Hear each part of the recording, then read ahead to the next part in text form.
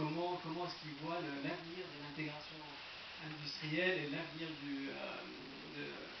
du positionnement de la Tunisie sur l'ensemble de la chaîne de valeur, que ce soit sur le photovoltaïque ou sur l'éolien. Merci, Hichem. Donc, on va aborder le vif du sujet. Si tu permets, on va voir la présentation sur l'intégration industrielle. Pour nous, je crois que le facteur clé de succès, ce n'est pas, et on va le voir au niveau des chiffres, cette ambition industrielle pour les renouvelables. Parce que les facteurs clés de succès, comme l'exposait M. Muller, sont liés à la capacité d'innovation. Et quand on voit que la filière, je dirais même européenne, au niveau de l'Europe, s'est déplacée en Chine, cela pose de nombreuses questions sur la capacité à concurrencer la production chinoise à ce niveau. Ce que je voudrais, avant d'entamer, c'est donner quelques chiffres. Il faut dire que la Tunisie faisait partie du plan solaire méditerranéen. La Tunisie a, dans le cadre du plan solaire méditerranéen, le plan solaire tunisien. Ce plan solaire vient d'être actualisé par l'Agence nationale de la maîtrise de l'énergie. Et cette étude, qui a été réalisée entre l'ANME et la GIZ par deux cabinets, un cabinet tunisien et un cabinet allemand, proposer aux autorités, au gouvernement, une ambition de 30%. Dans le mix électrique, il y aurait 30% qui viendraient des énergies renouvelables. Ces 30% représentent à peu près 4200 MW. Donc l'enjeu sur les 15, 16, 17 prochaines années, c'est les 4200 MW qui sont compatibles avec la capacité d'absorption du réseau et avec les différentes capacités d'intégration de la STEC. Donc les chiffres sont là et ces chiffres limitent notre ambition de passer de 5% à 30%. C'est déjà un saut qualitatif important. Mais les chiffres sont petits. 4200 MW, ça ne va pas chercher très loin. On va donner après les chiffres de l'Égypte. Donc les emplois et l'intégration industrielle, c'est des peanuts, c'est pas le plus important pour nous. Par contre, nous avons une carte en termes de capacité énergétique. Nous avons d'excellents sites, que ce soit pour le vent, que ce soit pour le photovoltaïque. Donc, l'objectif de cette présentation, c'est de ressortir le potentiel de création d'emplois dans les renouvelables. On ne va pas parler d'efficacité énergétique, mais je pourrais vous laisser un peu les chiffres. Et on va montrer justement qu'il est plus important que pour les énergies conventionnelles. L'objectif est également d'affirmer que ce potentiel ne serait pas atteint par les forces naturelles du marché, et qu'il faut une certaine stratégie, une certaine volonté politique, et surtout ce qu'on appelait une approche non énergétique. C'est-à-dire si on laisse les énergéticiens, c'est un problème de stratégie industrielle, de développement industriel, cette volonté de maîtriser la valeur ajoutée. Le troisième objectif de cette présentation est de vous donner les pistes de recommandation pour l'exploitation de ce potentiel. Donc le plan de la présentation, c'est la chaîne de valeur et des emplois dans les énergies renouvelables. On va essayer de façon vu l'approche internationale. Il y a beaucoup d'études qui ont été effectuées là-dessus. Les possibilités d'intégration industrielle. Donc l'exemple de trajectoire, de pays trajectoire. Donc la trajectoire de l'Égypte et la trajectoire de la Corée du Sud. On va sauter le cas de l'efficacité énergétique puisqu'il est au sujet et la caractérisation des emplois pour passer plus tard aux résultats chiffrés pour la Tunisie et des pistes d'orientation stratégique. Alors, il faut que je vous dise, par honnêteté intellectuelle, que cette étude a été rendue le 21 mai. Le 21 mai, il y avait un atelier de réflexion, il y a 5 jours, c'était mardi, par le cabinet ACC en Tunisie, qu'il a effectué pour le compte de la Banque mondiale.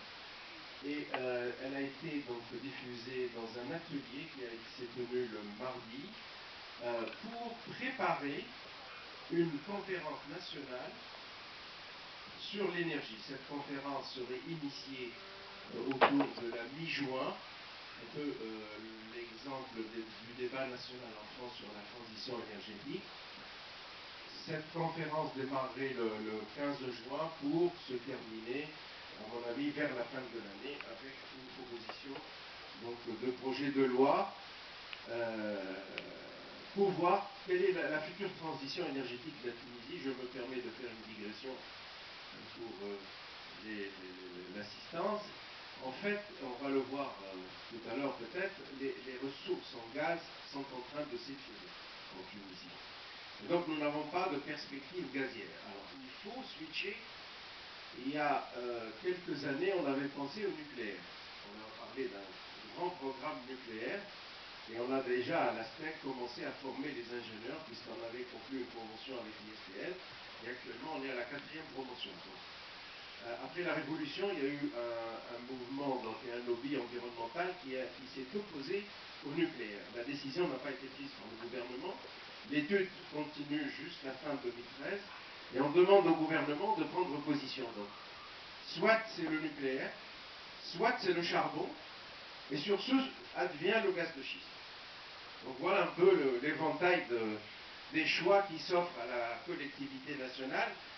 Et avec le nouveau secrétaire d'État, on avait pris l'option de provoquer un débat national de manière à ce que les choix soient faits donc, de manière transparente et responsable par l'ensemble. Et c'est des choix donc, qui s'inscrivent dans la nouvelle QSI. Voilà un peu pour cette digression. On va passer, si vous voulez, aux emplois dans la chaîne de valeur ajoutée. Alors, ces emplois sont de trois natures, je crois. Il y a des emplois directs, il y a des emplois indirects et il y a des emplois induits. Tout au long de la chaîne de la valeur ajoutée, alors donc vous avez la phase investissement.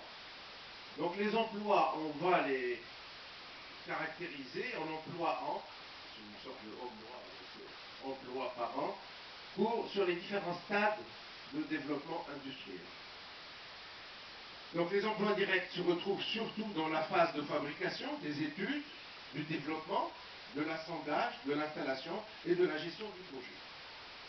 Les emplois indirects, c'est les industries de soutien, tout ce qui est matières premières, l'acier pour les mâts, les batteries, tout ce qui est études. Il y a beaucoup d'études qui sont effectuées en marge de ce secteur des énergies renouvelables, notamment tout ce qui est caractérisation des sites, la vitesse du vent, même le micro-siting des éoliennes. Il y a beaucoup de logiciels pour exploiter au mieux le potentiel topographique des sites au niveau des renouvelables. On fait appel également à des juristes, à des financiers, au conseil, à l'évaluation de projets. Enfin, toute gamme de métiers interviennent dans les emplois indirects en soutien aux énergies renouvelables. Et puis les emplois induits, bien sûr, les richesses créées seront dépensées dans l'économie nationale. Alors, un bref comparatif entre les emplois. Dans les énergies renouvelables et les énergies fossiles, l'avantage est nettement en faveur des énergies renouvelables. Parce que les énergies fossiles, les investissements ont été faits, c'est essentiellement, je dirais, une organisation productiviste. Alors que les énergies renouvelables, c'est des systèmes décentralisés, donc ils sont plus générateurs d'emplois. On en vient au cœur du sujet, ce sont les ratios de création d'emplois. Alors, au niveau, donc par filière, ça c'est des comparatifs internationaux. Dans la littérature, on trouve ces chiffres. Donc, sans tenir compte de l'intégration et de la productivité. Donc, c'est des chiffres bruts. Généralement, il est admis que dans la phase fabrication, l'installation d'un projet éolien crée par mégawatt installé 12,5 emplois sur une année. Sur l'assemblage, c'est 2,5 emplois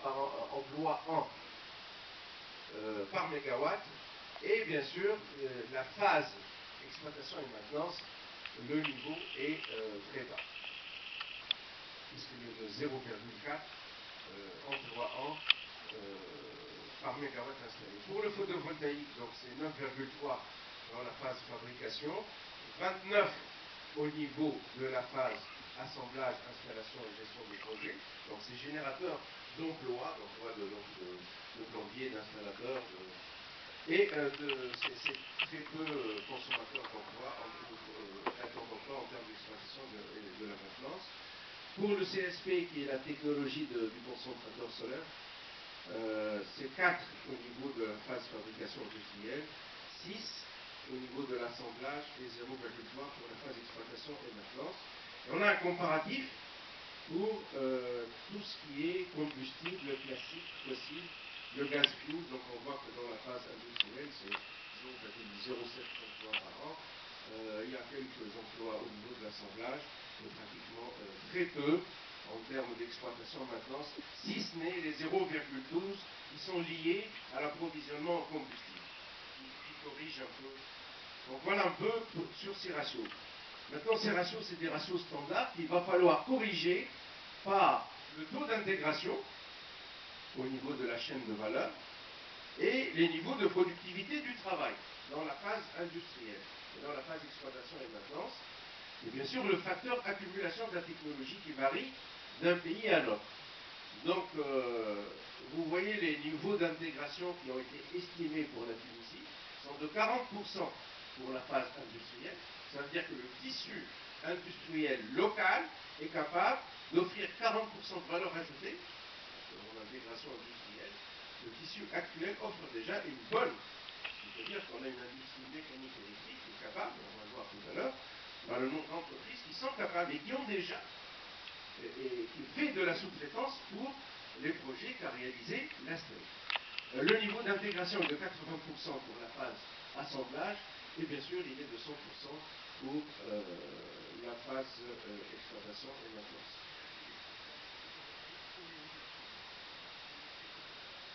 Ça c'est pour l'éolien. C'est surtout pour l'éolien. Donc on a estimé que dans un pays en transition, la productivité est passée de 0,38 donc en 2010 à 0,5 en 2020, compte tenu d'une base OCDE de la productivité OCDE 100%. Ces facteurs sont jugés faibles pour la Tunisie, mais à mon avis, ils doivent être approfondis pour les besoins de l'étude. On a retenu un facteur de 0,7 sur d'ici 2030. L'évolution de la technologie également, donc il faut faire des hypothèses sur l'évolution de la productivité sur les prochaines années et également moduler ces ratios standards par l'effet accumulation d'expérience. Au fur et à mesure, plus on installera, il y a une courbe d'apprentissage qui devrait nous permettre d'améliorer la productivité. Alors, les résultats sont les ratios applicables pour la Tunisie. Donc on voit que pour l'éolien, de 12,5, on est passé à 6,3 dans la phase amont. Sur la phase construction, de 2,5, on est toujours bon en 2,9. Sur la phase exploitation, on est à 0,6. Sur le photovoltaïque, donc c'est presque moitié également. Un peu mieux sur la phase assemblage. Et sur le solaire thermique, pratiquement, on est 50% moins productif. Voilà un peu les ratios qui nous ont permis, qui vont permettre de faire des prévisions, de perspectives, de création d'emplois, filière par filière, compte tenu du parc qui sera installé, les fameux 4200 MW qui sont prévus dans le plan solaire tunisien d'ici 2030.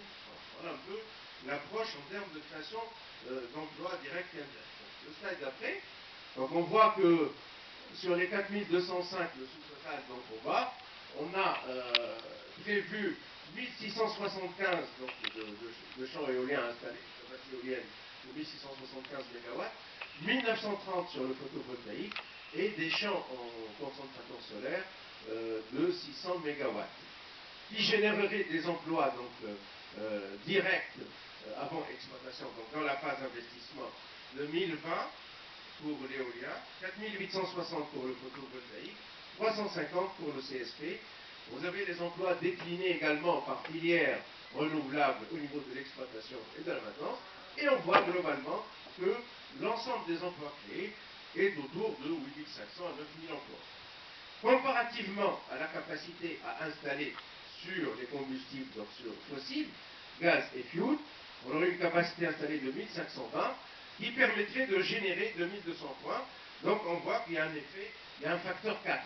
Il y a un facteur donc 4 de 1200 ou 1150, c'est à peu près. Donc un facteur 4, ça corrobore ce qu'on disait, c'est-à-dire que les renouvelables permettent de créer plus d'emplois dû au fait que ce sont des systèmes décentralisés et ça c'est déjà plus créatif qu'autre.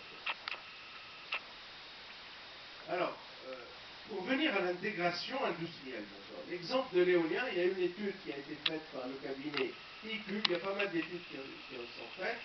L'idée, c'est d'analyser la chaîne de valeur et de l'apparier, de la coupler avec les capacités industrielles du pays. Donc, à l'amont, par exemple, on a analysé en Tunisie, le cas de la Tunisie, de voir si le tissu industriel pouvait permettre de produire, par exemple, les mâts.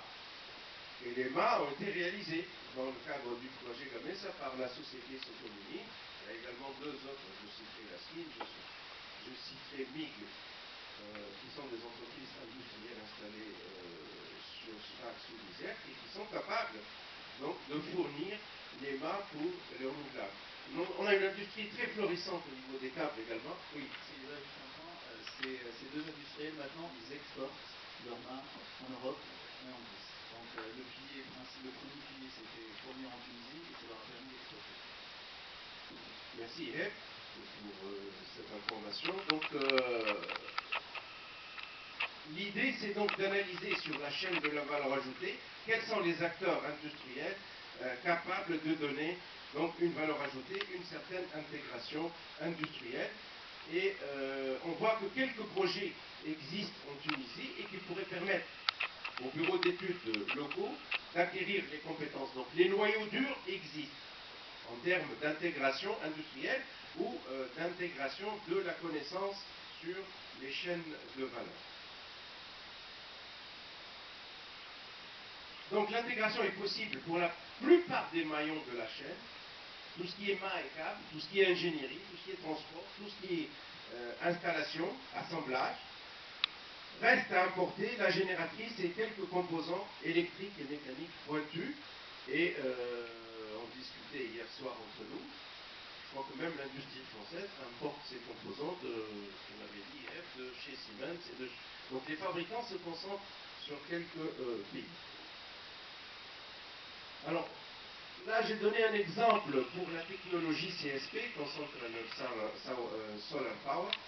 Parce qu'il y a un facteur important dans l'intégration industrielle, et j'y ai fait allusion, c'est la capacité du marché.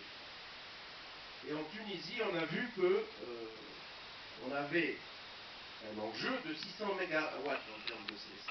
Ça ne permet pas de déclencher et d'amortir l'installation d'une industrie à forte valeur ajoutée pour la fabrication des essais. Alors, pour sortir de cette contrainte, l'idée, c'est de faire de l'intégration régionale. Et donc, l'étude des SMART qui a été effectuée pour la Banque mondiale en 2010 voulait provoquer une sorte d'association entre les 5 pays MENA, parce qu'à eux seuls, ils sont capables d'avoir une taille critique au niveau du marché en termes de CSP, et ils pourraient, en se partageant sur l'ensemble de la chaîne de la valeur ajoutée des activités, ces pays pourraient avoir une valeur ajoutée, une certaine intégration industrielle. L'intégration possible a été estimée à 60%, une centrale de 50 MW, et cette étude a permis de décliner quels étaient les composants qui pouvaient être fabriqués, donc pays par pays, où est-ce qu'on pouvait faire les capteurs, les miroirs, donc l'enrobage, le cintrage, etc. Et l'idée c'était de dire quel pays prendrait tel morceau de la valeur ajoutée, de manière à atteindre globalement les 60%, et à eux 5, ces pays auraient la taille critique pour amortir cette valeur ajoutée. Et cette étude avait conclu à la nécessité de création d'un fonds stratégique pour l'industrie CSP. Il faut savoir qu'actuellement, le CSP, il y a un seul projet en cours d'installation, qui est le projet de Ouarzazate au Maroc. fortement soutenue par la Banque mondiale. Nos amis marocains envisagent d'installer, je crois, 2 gigawatts. Ils ont commencé par 500 mégawatts de concentrateurs solaires. C'est une technologie qui est encore très chère. Les dernières études effectuées par la STEC, j'ai le slide, on pourra le montrer tout à l'heure, pour un projet pilote de 50 MW CSP, le coût de revient d'électricité est autour de 400 millimes le kilowattheure, donc le double du photovoltaïque, c'est ce que je disais hier, donc le double du photovoltaïque polycristallin, avec des financements bonifiés. Si vous y ajoutez le coût du financement, vous voyez que c'est une technologie qui est encore très chère, mais on compte sur l'accumulation de l'expérience et sur la baisse sur la courbe d'apprentissage. Et à mon avis, sur les 20 prochaines années, on verra, comme on a vu le photovoltaïque donc baisser, on verra le CSP baisser sur les 20 prochaines années. Alors en termes de stratégie industrielle maintenant, je voulais vous exposer 2 trajectoires. En termes de stratégie industrielle, il y a 2 pays. L'Égypte d'abord. L'Égypte a une stratégie industrielle basée sur les partenariats. L'Égypte d'abord, c'est un cas à part. L'Égypte, c'est disons 60% du potentiel des pays MENA, l'Afrique du Nord et du Moyen-Orient, en termes de renouvelables. L'Égypte a un objectif en renouvelable de 7200 MW, 7,2 gigawatts. Il y a beaucoup de vent et beaucoup de désert en Égypte. Donc ils ont un noyau industriel autour de champions nationaux, le groupe Suwaidi et le groupe Orascom, qui sont déjà des fournisseurs de l'industrie électrique. Donc l'idée des Égyptiens, c'est de faire des partenariats dans l'industrie éolienne sur différentes, donc sur les turbines, sur les mâts, sur pas mal de composants. Donc c'est une approche, c'est une stratégie qui a l'effet de taille, qui a le marché, qui a la taille critique du marché et qui peut se permettre d'envisager une certaine capitalisation sur les champions locaux, notamment le groupe Suwaidi et le groupe Orascom.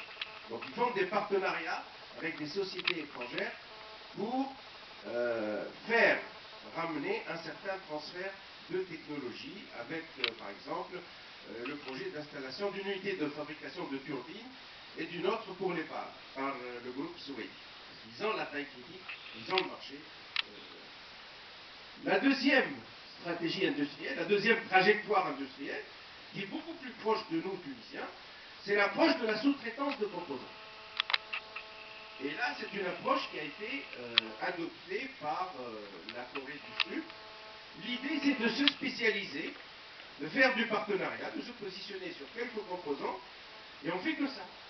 Donc on baisse les coûts par les économies d'échelle. Nos amis coréens l'ont fait, donc vous avez les noms des sociétés, les pièces, les composants et les partenaires qu'ils ont visés. C'est un peu ce qu'a fait la Tunisie au niveau des composants automobiles. Grossièrement, c'est de la compensation. J'importe vos véhicules à condition que vous installiez des unités de fabrication de câbles ou de composants électriques ou électroniques en Tunisie. Et c'est une stratégie d'industrialisation qui, ma foi, a permis aujourd'hui de créer un tissu industriel, puisque les IME comptent à peu près dans les 300 000 emplois. Et d'arriver aux 40% d'intégration. Et s'il est vrai, comme vous l'avez dit hier, on peut toujours remonter la chaîne de valeur après. Et je crois que selon la dialectique de Hegel, je l'ai dit hier, il faut remonter la chaîne de la valeur ajoutée. On a 2 champions en Tunisie. On a le groupe OneTech qui est là. OneTech, il a racheté son donneur d'ordre en Allemagne. Et il y a le groupe Misfat qui a acheté également son donneur d'ordre en France. Et là, un petit clin d'œil à mon camarade M. Muller, c'est nous, Tunisiens, nous faisons la promotion de la colocalisation. La colocalisation, on l'avait proposé à M. de Montebourg l'an dernier, c'est de dire, vous avez la R&D, nous avons les capacités de l'assemblage, à nous deux, nous sommes capables de nous protéger contre la concurrence qui viennent donc des pays d'Asie du Sud-Est et qui viennent de... Et l'idée, c'est de dire, ensemble, on peut faire un marché où on a une certaine cohérence, une certaine intelligence en termes de partage de la valeur ajoutée. L'idée, c'est de partager la valeur ajoutée dans la même zone, de manière à être plus compétitif vis-à-vis de l'extérieur. Donc, recommandations, on va passer directement aux recommandations. Hein.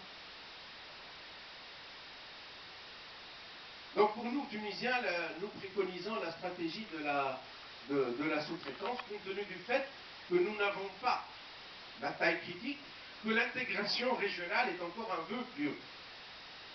Si on regarde, on peut en parler par la suite, l'intégration électrique entre les 5 pays du Maghreb, c'est encore embryonnaire. C'est encore du soutien et de la sécurisation des réseaux, mais il n'y a pas d'échange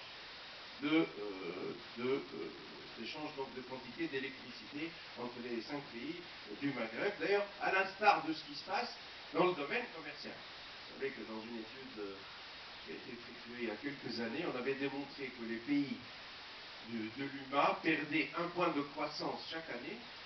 Et cette perte était due au manque d'intégration économique. Et à un certain moment, c'était l'Union européenne qui exigeait que les pays du Maghreb, les 5 pays du Maghreb, s'intègrent entre eux. Et c'est un peu le modèle Hub-and-Spoke. Donc tout le monde travaille au profit de l'Europe, puisque les échanges sont orientés à 80% avec l'Europe, pour les 3 pays du moins maghrébins, donc le Maroc, l'Algérie, la Tunisie, un peu moins la Libye. Mais les échanges horizontaux sont très faibles, sont négligeables, pour ne pas dire autour de 5 à 10% de leurs échanges globaux. Donc nous concluons que les deux approches sont à développer en parallèle.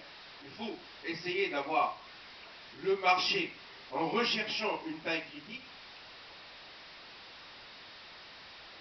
mais en parallèle à la promotion des renouvelables pour améliorer le mix électrique, il faut également que ça soit une problématique de stratégie industrielle et de création d'emplois. Donc les pistes de recommandations que vous pourriez discuter, c'est la création d'un organe de gouvernance du secteur qui serait également chargé de l'élaboration de la stratégie, du pilotage et de la mise en œuvre, parce qu'actuellement, les énergéticiens discutent de la promotion des renouvelables, de l'intégration du mix électrique, et la direction générale de l'industrie discute des stratégies. Même si elles ont le même ministre, elles ne se parlent pas et il n'y a pas une stratégie, je dirais, intégrée entre les deux. Élaborer une vision 2030 pour les énergies renouvelables en Tunisie et une feuille de route par filière, donc par filière renouvelable, photovoltaïque, CSP. Troisièmement, définir une stratégie, un programme de maîtrise technologique. Où on pourrait y revenir plus tard, moi, je pense que, si je peux résumer très rapidement, la présentation au départ, c'est que j'ai faite, je pense qu'elle est manquante, après ce que j'ai entendu de M. Sylva. Il ne faut pas avoir uniquement le manque énergétique, le déficit énergétique, et le côté économique et financier. Il y a aussi le côté social, l'emploi. Il y a aussi le côté intégration industrielle qui nous permettra de remonter la chaîne de valeur et d'exporter aussi. Donc il y a une vision qui est plus globale qu'uniquement l'électricité et le financier. Donc je pense que pour avoir une vision aussi globale, on ne peut pas laisser le marché faire de lui-même. Il y a un rôle de l'État, il y a un rôle aussi pour des entreprises d'État, des entreprises publiques. Donc il y a 2 questions que je voudrais vous poser, M. Muller. La première, c'est sur le rôle de l'État et des entreprises publiques. Et la deuxième, ça sera après, c'est le futur de l'intégration du PV en France. Comment vous voyez l'intégration en France? Effectivement, ces investissements dans le secteur énergie ont tous comme point commun d'être assez lourds en fait, en besoin de financement et de se projeter sur le long terme. Donc la rentabilité, pour des investisseurs qui viendraient effectivement bénéficier des fruits après de leur investissement n'est pas évident à justifier. Donc le rôle de l'État, en fait, il est très important dans ce genre de secteur industriel, parce que d'abord, l'État doit fixer l'objectif sans se projeter dans le long terme. Et donc, en Europe, c'est d'ici 2020 avoir 20% d'énergie renouvelable. Et ça, c'est important pour donner un signal qu'il y a effectivement une stabilité sur le long terme. Et après, effectivement, ça c'est vraiment le cadre général, parce que aussi, l'État peut aussi jouer sur les moyens. C'est-à-dire que notamment, dans pas mal de pays, il y a ce qu'on appelle les tarifs de rachat, garantir, en tout cas pendant un moment, pendant une certaine durée limitée dans le temps, je ne vais pas trop pousser la question de ce long terme, mais de dire, voilà, en tant que gestionnaire du réseau, on rachète une électricité de certaines sources d'énergie renouvelables à un certain prix. Ça donne effectivement la visibilité aux investisseurs pour savoir combien ils vont pouvoir espérer, qu'ils sont espérants de gain sur 10, 20, 30 ans de plus. Effectivement, en France, actuellement, il y a une transition, une débat sur la transition énergétique. Ce qu'il faut voir derrière ça, c'est que en France, les cristaux, c'est le nucléaire à 75% au moins, mais le nucléaire commence à vieillir. C'est-à-dire qu'on estime que d'ici 2020, les 22 réacteurs qui seront arrêtés, donc ça fait quand même 20 gigawatts, c'est une capacité énorme. Et pour l'instant, il n'y a pas vraiment de solution alternative qui existe. C'est un peu comme je disais en Tunisie, il y a le centre de gaz qui s'épuise, il faut voir ce qu'il y a derrière. Effectivement, c'est dès maintenant qu'il faut se poser les bonnes questions parce que ça prend du temps d'installer sur le long terme une source de production d'énergie. Et il faut s'assurer, même si on fait des gains sur l'efficacité énergétique, les prévisions au niveau mondial, c'est le niveau de tous les pays, c'est un besoin en énergie qui va aller croissant dans les années suivantes. Il y a vraiment une question de fond sur comment effectivement faire émerger ces nouvelles sources d'énergie. Alors, parmi les moyens, il y en a certains qui sont faciles à justifier que d'autres. Donc, le permis de rachat, c'est effectivement ça donne de la visibilité. C'est-à-dire qu'après, il faut savoir comment l'État se refinance quelque part pour savoir qui va prendre de l'argent, qui est très préférentiellement sur les technologies mondiales. Mais ça, c'est un problème qui a des solutions. Une autre façon qui est développée en France, c'est les appels d'offres. Donc, aller loin dans le signal de nos industriels, c'est-à-dire voilà, maintenant, dans 1 an, dans 2 ans, je fais un appel d'offres pour installer des capacités de production. Et ces capacités de production, après, tout le monde répond à l'appel d'offres, et il y a des critères qui sont clairs, la règle du jeu doit être la même pour tout le monde. Mais quelque part, effectivement, on aimerait quand même que ce ne soit pas forcément le moins disant systématiquement d'un point de vue économique qui gagne. Comment faire pour que les fameux critères dont je parlais tout à l'heure d'un point de vue environnemental et social soient quand même pris en compte, qu'on ait quand même quelque part une garantie que les moyens de production respectent un certain standard minimum. En ce qui concerne le cas de photovoltaïque en France, en fait, il y a deux petites catégories qui sont sorties sur les moyennes puissances et les grandes puissances. Et en fait, là, les critères de cyclo-réflecteurs font partie des critères de réception, de sélection des autres. Donc ça, c'est un moyen quand même assez nouveau, et intéressant. Également, un autre critère, c'est l'innovation. Donc là, effectivement, c'est de regarder parmi les réponses, quelles sont celles qui sont prometteuses en termes de développement de nouvelles méthodes de production. Donc ça, c'est un moyen qui est assez, je pense, universel qu'on peut utiliser dans la stratégie, c'est de lancer des appels d'offres pour apporter un signal important et très clair pour les entreprises qui veulent se développer et investir dans les entreprises. Après, au niveau, par exemple, des particuliers, je prends le photovoltaïque, les particuliers peuvent installer chez eux des moyens de production décentralisés. Et en France, en fait, il y a effectivement des pertes de rachat qui sont au niveau des particuliers, mais il y a aussi des aspects fiscaux, en fait. On a des crédits d'impôt sur des charges d'environnement. Si on investit en avant, on peut avoir des crédits d'impôt, que ce soit au niveau de la production énergétique ou au niveau de l'efficacité énergétique. Il y a d'autres moyens qui sont peut-être plus discutables et qui d'ailleurs sont pas encore complètement tranchés au niveau européen, c'est les barrières douanières en fait. On a actuellement une controverse sur l'importation de panneaux photovoltaïques chez nous, et savoir si effectivement il y a intérêt à mettre un petit tarif supplémentaire quand ça vient de l'étranger. Donc là, effectivement, la discussion notamment en Allemagne, c'est le contournement philosophique. Est-ce que le fait de faire cette barrière douanière va être favorable ou non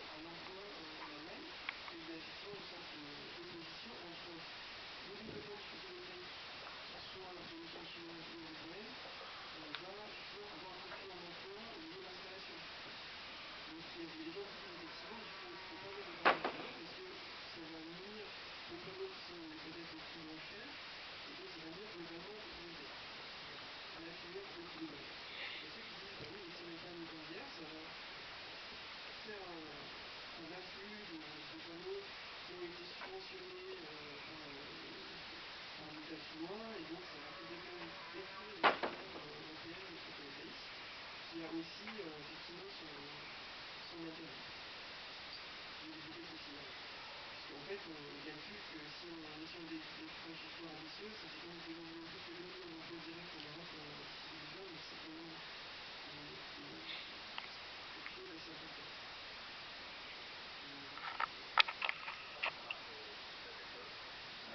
Il y a les appels d'offres offshore en France pour l'éolien, on parle de plusieurs gigawatts.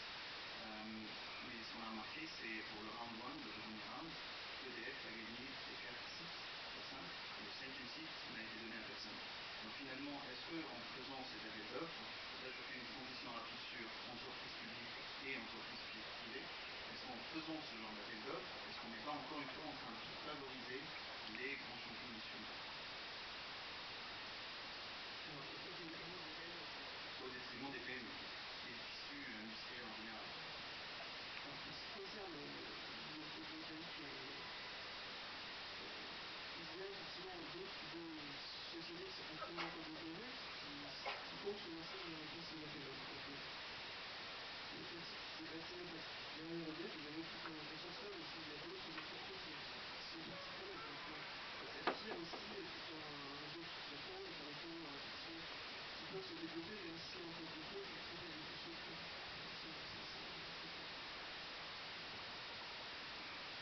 Effectivement, globalement, le photovoltaïque Énergie France en 2030, c'est un sujet long peut-être juste une idée à comprendre. Actuellement, la balance commerciale photovoltaïque en France, elle est largement déficitaire et ça fait effectivement une surface donc il y a des ambitions au niveau de l'installation qui persistent en France, mais qui sont quand même nettement fortes que ce qui peut se passer en Allemagne, qui est déjà largement devant, mais qui va continuer à l'être parce que c'est beaucoup plus ambitieux, que ce soit ce qui se passe aux États-Unis, au Japon, et même en Chine, qui cherche aussi maintenant à tirer son parti de production par les installations locales et publiques. Donc nous, en fait, le petit directeur dans l'étude, c'était pas comment développer l'amont de la filière en France, alors c'est une politique française, donc sur les transformations en fait, l'exposition qu'on envisageait en fait pour développer quand même l'industrie locale, régionale.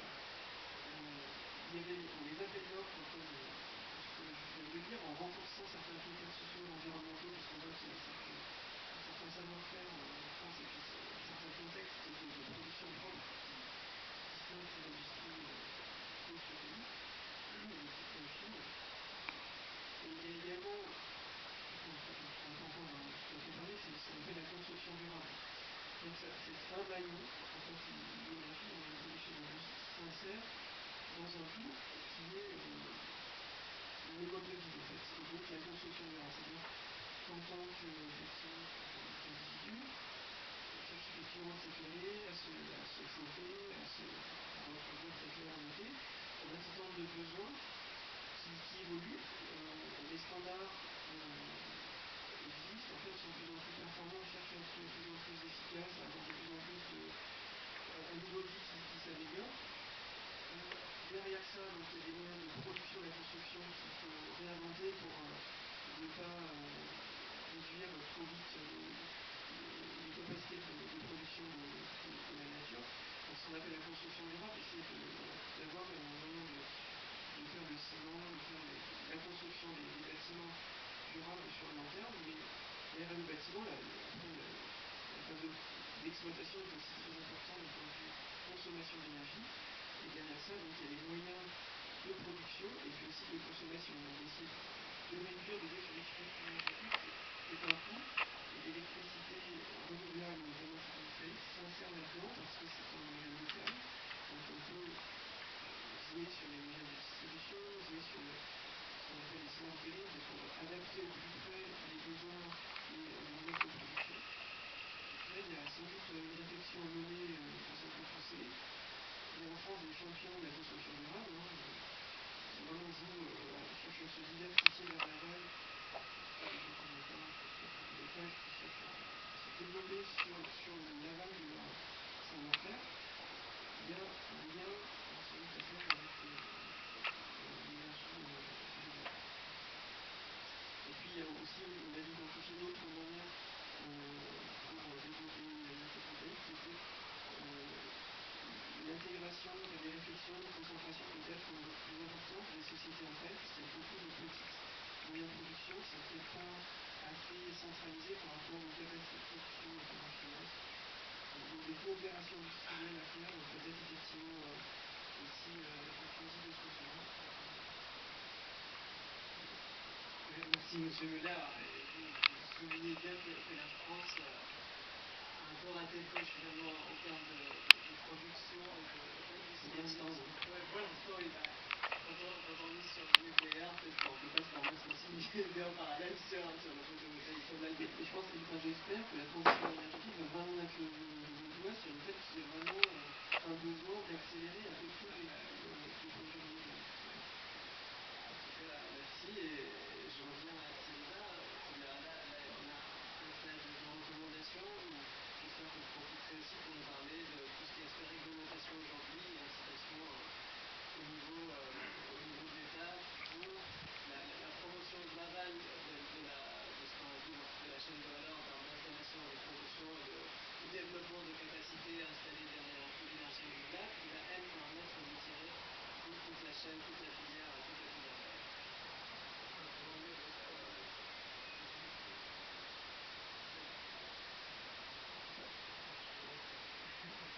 Alors, les pistes de recommandation, donc justement, on avait commencé à l'évoquer et à les présenter. Donc, on en était à la définition d'une stratégie et d'un programme de maîtrise technologique pour les deux scénarios, donc que ce soit le scénario de la sous-traitance industrielle, que ce soit de l'intégration industrielle et des services en misant sur les champions nationaux et sur l'intégration régionale pour avoir la taille critique du marché. Ce qu'on propose également, c'est d'associer les grands groupes tunisiens dans des stratégies d'intégration via le PPP, donc les partenariats publics-privés innovants, de prévoir lors des appels d'offres une clause obligatoire d'intégration locale et de partenariat avec les constructeurs nationaux et des installateurs. D'après ce que j'ai eu comme bruit, la Banque mondiale a refusé au Maroc cette clause de compensation ou d'intégration locale. Donc ça vous laisse deviner la suite. Œuvrer à une complémentarité maghrébine régionale, et ça c'est fondamental, on l'a vu pour avoir la taille critique de marché, et partager l'intégration industrielle, déployer un grand programme de formation en adaptant les programmes qui existent, en créant de nouvelles filières, et puis surtout créer une institution de formation spécialisée à l'échelle maghrébine, voire à l'échelle régionale, qui soit donc également en partenariat avec les pays de la rive nord de la Méditerranée. Huitièmement, c'est la décentralisation par l'incitation des régions à élaborer leurs plans régionaux de développement de la maîtrise de l'énergie. Ça, c'est ce qui concerne le volet efficacité énergétique. Il est évident que, en termes de stratégie et de transition énergétique, 80% de la stratégie de l'énergie de la Tunisie viendrait de l'efficacité énergétique. C'est-à-dire c'est les négawatts plus que les mégawatts qui viennent des renouvelables. Donc l'enjeu, on avait fait une étude sur 2030, l'enjeu 2030, c'est d'économiser 100 mégathètes et 80% viendraient de l'efficacité énergétique. Donc de la maîtrise de l'énergie et de l'efficacité énergétique. On n'en a pas parlé aujourd'hui, mais c'est vraiment le principal. Énergie, nous sommes en train de gaspiller une énergie qui est vendue, qui est subventionnée. Je disais hier 40%. Le niveau de subvention d'électricité est de 40%. Donc c'est un véritable massacre sur des ressources rares qui sont en train de s'épuiser. Et tout gouvernement a ce problème aujourd'hui, comment il va affronter l'opinion publique, qui se plaint déjà du niveau de la facture de la terre. Et quand on parlait avec la clientèle, le problème c'était ma facture a été multipliée par 2. Mais ils ne voient pas que la consommation a augmenté à peu près de 80%. sur les 10 dernières années. Vu le nombre d'équipements électroménagers, un ordinateur, un téléviseur, etc. etc. Donc la consommation a augmenté de 80%, il ne voit pas que il ne voit pas sa consommation, il voit sa facture, et il s'attendait après la Révolution à ce que le gouvernement réduise la facture, réduise le coût de l'électricité. Et en fait, le vrai problème aujourd'hui, le vrai débat qui va avoir lieu autour de l'énergie et de la transition énergétique, c'est comment on va sauvegarder un certain segment de la clientèle. On va essayer de le prémunir contre la précarité énergétique, mais d'aller vers une réalité des prix pour les autres segments du marché. La 9e recommandation, c'est impliquer la STEG donc, dans l'élaboration de la stratégie des énergies renouvelables. Donc un mode de collaboration, et on en parlera peut-être cet après-midi. Parce que si les droits n'étaient pas impliqués, la STEG. Non, la STEG, elle monopolise jusqu'à présent. Et l'idée, c'est de dire comment elle peut se désengager tout en faisant du partenariat avec le privé. Parce que la STEG a créé sa filiale. Dans la perspective de la libéralisation du marché, la STEG a créé sa filiale énergie renouvelable. Je ne sais pas, d'ailleurs, vous l'avez invité, le directeur général. Voilà. Donc, dernière recommandation, c'est le financement, tu en as parlé hier, donc je laisse le soin de peut-être épiloguer sur ce facteur. Alors, avant de terminer, de passer la parole à la salle, j'aurais quand même, avant d'avoir le mot de la fin, j'aurais quelques recommandations et je dirais des perspectives optimistes, parce que le tableau n'est pas si noir. En fait, il y a des conditions qui nous permettraient d'avoir plus que les 4200 MW. Et ce sont justement ces conditions-là. C'est d'abord la réforme du secteur électrique. On a parlé hier de l'unbundling. Actuellement, le secteur électrique est monopole vertical de la STEC. Donc l'idée, c'est une certaine réforme pour réfléchir à une réforme du secteur électrique. Je ne sais pas si c'est l'exemple français, on n'a pas la taille de la France, on a peut-être la même culture au niveau des électriciens, mais je crois qu'il faut réfléchir à la réforme du secteur électrique qui pourrait conditionner des perspectives plus optimistes, plus porteuses pour les renouvelables. Secondo, c'est le couplage à l'Union européenne par la fameuse liaison électrique Tunisie-Italie, parce que pour nous, c'est décloisonner le marché. L'intégration horizontale avec les pays du Maghreb, certes, et si on arrivait à s'accoupler à la rive nord sur le plan électrique, on est capable d'exploser le mur du son en termes de renouvelables. Et puis la réforme législative, tu m'as interpellé là-dessus, Hichem. Tout ce que je peux dire, c'est qu'il y a une loi en gestation. Cette loi, elle va permettre justement, via le feed-in tarif, pour une capacité de 10 MW, elle va libéraliser le secteur des énergies renouvelables. Et la STEC a accepté cette idée de dire jusqu'à 10 MW, la STEC sera obligée d'acheter à un tarif donc, fixé par le gouvernement. Entre 10 et 50, il y aura une discussion au cas par cas. Au-delà de 50, c'est le principe des appels d'offres comme en France qui serait adopté. Voilà, je vais m'arrêter. On peut maintenant passer la parole à la salle, si vous avez des questions. Si vous en avez pas, nous on en a beaucoup, donc profitez-en.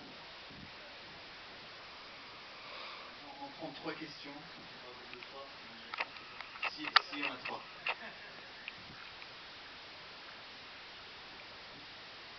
Bonjour à tous, Sandra String, je suis analyste en financement de projet chez Vie Construction. Donc je vous remercie pour cette présentation très intéressante et naturellement ma question porte sur le financement. Vous avez un peu évoqué les partenariats publics-privés tout à l'heure et donc je me demande, ma question porte sur les schémas de financement qui sont prévus par rapport aux projets envisagés dans le secteur de l'énergie renouvelable. Et à quel point est-ce que les partenariats publics-privés, d'un côté, représentent une bonne solution et de l'autre correspondent aujourd'hui à un choix au niveau stratégique et politique dans ce sens. Voilà, je vous remercie. Merci. Deuxième question.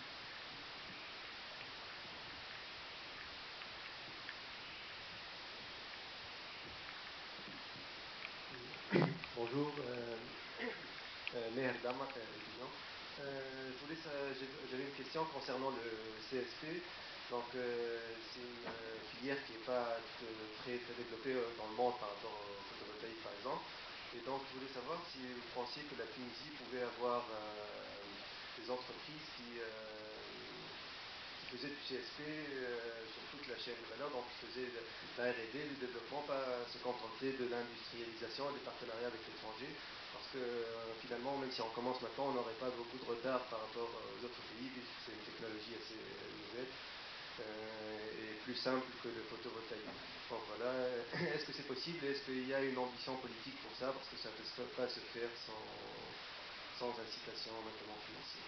Merci. Merci. Dernière question.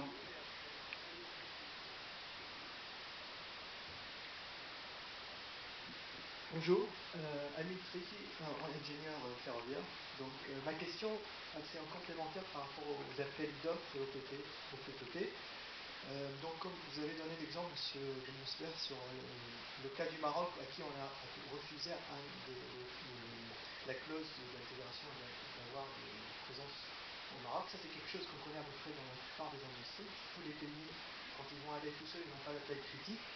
Mais comme à peu près pas mal d'industries, on se retrouve après 10 ans à se dire qu'on aurait dû faire. Donc, est-ce qu'aujourd'hui, il y a des choses qui avancent pour pouvoir, avec le Maroc, l'Algérie, on sait qu'il y a des projets, des appels d'offres par-ci, d'autres par-là, et ils se font individuellement. Par rapport à ça, est-ce qu'il y a des choses qui sont en cours ou une stratégie qui va permettre de faire avoir cette taille critique et avoir ces clauses quand on fait ces appels d'offres? Merci. Merci à vous. On commence avec la première question de Sondos. La question était portée sur le financement, quel schéma prévu et est-ce que ça rentre dans la stratégie?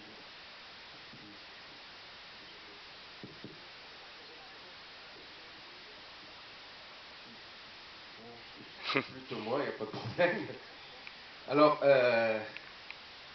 en fait, cette question du PPP, je pense que c'était un faire-valoir. C'était un faire-valoir parce qu'on n'a pas vu de concrétisation du PPP.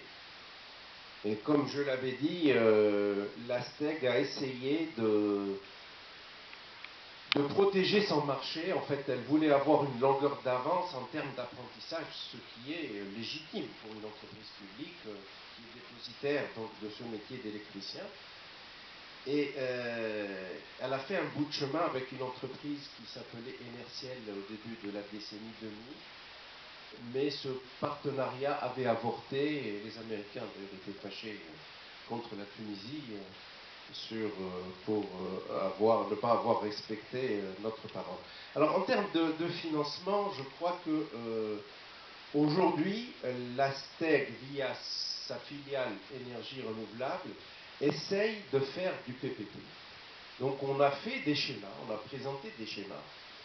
Et il faut comprendre qu'il y a une certaine inertie sociale, notamment les partenaires sociaux et le personnel est très opposé à la libéralisation du secteur de l'électricité. Et l'idée que j'avais avancée il y a une année, c'était de dire on va, à travers le PPP, se donner le moyen d'être un acteur. Parce que la libéralisation est inéluctable. Si ce n'est pas aujourd'hui, c'est demain ou c'est après-demain. Donc l'idée, c'est de dire préparons-nous. Comment on va se préparer? Il faut imaginer des schémas où on tirerait les ficelles en partenariat avec le privé, mais qu'on ne soit pas exclu. Donc l'idée aujourd'hui, c'est de dire jusqu'à 10 MW, on va libéraliser. Le privé pourra investir sur la base d'un feed-in tarif, donc d'un cahier des charges qui serait donc, à définir par l'ASTEC pour accéder, permettre l'accès des tiers au réseau, au grid de l'ASTEC. Moyennant ces deux conditions, un privé pourra donc faire de l'IPP, pas du PPP, donc faire de la production privée, indépendante de l'électricité et vendre sa production à l'ASTEC. Pour les tailles critiques, je pense que l'ASTEC est intéressée à rester un acteur significatif parce qu'elle est dépositaire d'un savoir-faire, des montages financiers. Et l'idée, c'était de dire, on peut créer des sociétés de projets avec l'ASTEC qui participerait au capital, sa filiale énergie renouvelable, des privés tunisiens qui sont intéressés, les entreprises qui sont sous-traitantes pourraient entrer dans le capital, des institutions financières tunisiennes, des institutions financières internationales. Ça serait la société de projet. Et autour de cette equity, donc, on aurait la dette à mobiliser pour la réalisation du partenariat. Je pense que c'est un schéma de transition en attendant que les mentalités évoluent petit à petit. Et moi, c'est le moyen que j'avais trouvé, et d'ailleurs ça a été accepté par les partenaires sociaux, de dire on fait un pas en avant, nous restons les maîtres du jeu, mais nous partageons la valeur ajoutée, et finalement, nous passons, il y a un transfert de savoir-faire sur ce métier. Ce qui veut dire que sur le métier électrique, il y a très peu aujourd'hui de connaissances, à part les étrangers qui viennent. Mais il y a beaucoup de sollicitations actuellement de la STEC, et je pense qu'il y a beaucoup d'investisseurs qui attendent la parution de la nouvelle loi. La loi est en gestation, elle devrait être présentée à l'ANC, à mon avis, en juin 2013. À partir de là, une fois que cette loi est promulguée, je pense que ça va permettre de décloisonner et d'offrir une bouffée d'oxygène pour les investisseurs et les développeurs, du moins jusqu'à 10 MW, quelques projets significatifs de 10 à 50, et puis c'est à l'État de dire quelle est sa stratégie pour les projets donc au-delà de 50 MW. Et est-ce que ça sera toujours la STEC qui profiterait des taux préférentiels, ou est-ce que les autres... Alors, cette question s'est posée, comme je l'ai raconté hier, j'ai eu à négocier avec Enerciel, parce que Enerciel, on était sur le point de conclure avec lui en 2006-2007. Enerciel, qui était le partenaire donc américain de la STEC, et qui avait préempté un champ éolien, l'un des meilleurs sites au monde, d'ailleurs, Jebel Abdrahman, du côté de Hawarir, on a un vent de 8 mètres et demi par seconde là-bas. Nos amis américains ont préempté le site, ils l'ont pris en concession sur 30 ans, auprès du gouverneur de Neuf. Et la STEC était furieuse, et donc on n'a pas pu continuer. On a essayé de faire un partenariat ensemble. Mais la STEC a bénéficié d'un... Et en fait, les institutions financières internationales sont réticentes à financer le privé, à permettre au privé de bénéficier de ces lignes de crédit. Et d'ailleurs, la STEC avait présenté à l'époque au ministère de l'Industrie un dossier en disant « Je le fais à de meilleures conditions et je vous donne 1 kWh ». Donc la question ne s'est pas posée, le gouvernement avait approuvé le schéma de la STEC. Mais de plus en plus, à mon avis, les institutions financières aujourd'hui, certains pays continuent en fait derrière les prêts bonifiés, c'est une promotion du commerce extérieur. Donc les Espagnols, quand ils ont donné ces conditions, ils ont vendu, il y a des conditionnalités à ces prix, ils ont vendu Gamesa, ils ont vendu des aérogénératrices donc fabriquées en Espagne. Donc c'est un soutien à l'emploi en Espagne indirectement. Voilà en ce qui concerne la première question. Je reviens à la question de Simer Damok. Donc le CSP, moi je pense que le CSP, j'en ai pas, on pourra en parler, c'est une filière d'avenir. C'est une filière d'avenir qui n'est pas encore ni mature technologiquement, ni compétitive économiquement. Donc ça va venir, il faut rester en veille. Est-ce que la Tunisie a une ambition? Je vous dirais, il faut avoir du souffle. Dans tous nos projets, nous Tunisiens, notre problème, le maghrébin, c'est le souffle. Avoir du souffle. Pour l'anecdote, c'est Taïb se souvient ici, il a été ministre de la Recherche, c'est Taïb Harari. On s'est souvenu que dans les années 80, la Tunisie était précurseur en matière de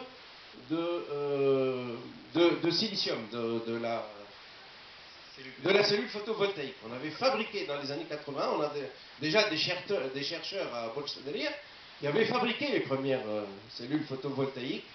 Malheureusement, on n'a pas su engranger, capitaliser sur cette percée. Personne n'y croyait, les responsables avaient changé. La politique a fait qu'on n'a pas capitalisé. Alors, est-ce qu'il y a du souffle? La question que je dis, est-ce qu'il y a du souffle? Est-ce qu'il y a une ambition politique? Est-ce qu'il y a la taille critique? La taille, on a vu qu'on a des projets de 600 MW, c'est pas grand-chose. Sauf si on décloisonne le marché tunisien, sauf si on se met à alimenter le projet Tounour, qui envisage d'installer 2000 MW dans le désert tunisien et de les exporter sur le marché européen. Il y a un promoteur britannique actuellement en négociation avec le gouvernement. Il faudrait avoir de la cohérence stratégique, de la vision pour construire une industrie, donc en partant de la R&D, comme vous dites, mais capitaliser et surtout, je dirais, avoir du souffle. Que ça ne soit pas lié aux vicissitudes de la vie politique. sur ce. Parce que je me souviens de. C'était Zéoui, hein. Il avait travaillé sur le.